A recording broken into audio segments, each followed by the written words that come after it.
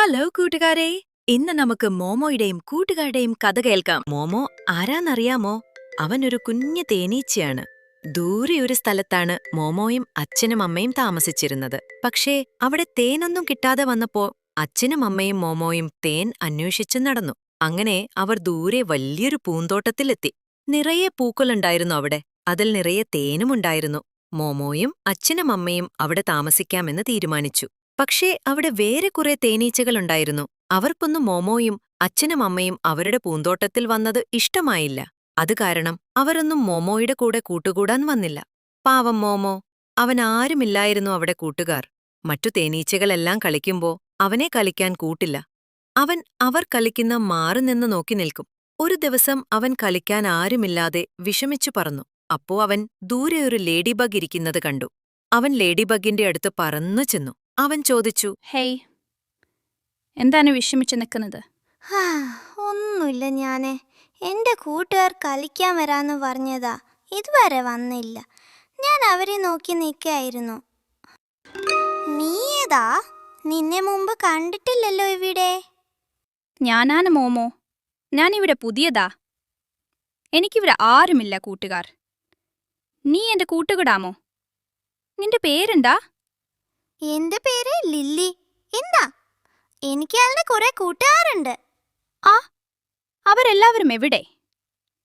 അവരൊക്കെ ഉണ്ടെങ്കിൽ നല്ല രസമായിരിക്കും. ശരി, നമുക്കപ്പോൾ ബംബിൾ ബീയെയും ഇങ്കിയെയും വിളിക്കാം. ഹേയ് ബംബിൾ, വേഗം വാ, നമുക്ക് കളിക്കാൻ പോകാം. നീ എവിടെയാ? ഞാനിവിടെയുണ്ട്. ഇതാരാണ്? ഇതാ മോമോ. ഇനി മുതൽ ഇവനും നമ്മുടെ ചങ്ങാതിയാ. നമുക്ക് ഒരുമിച്ച് കളിക്കാം. വേഗം വാ, ഇങ്കിയെയും വിളിക്കാം. ശരി, ഇതാ വരുന്നു ഞാൻ. ഇങ്കി, ഇങ്കി.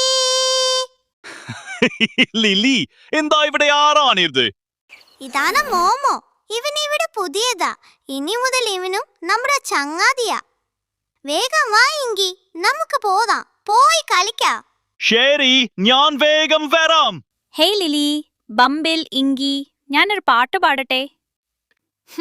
ശരി മോമോ, നീ പാട്, ഞമ്മൾ കേൾക്കട്ടെ.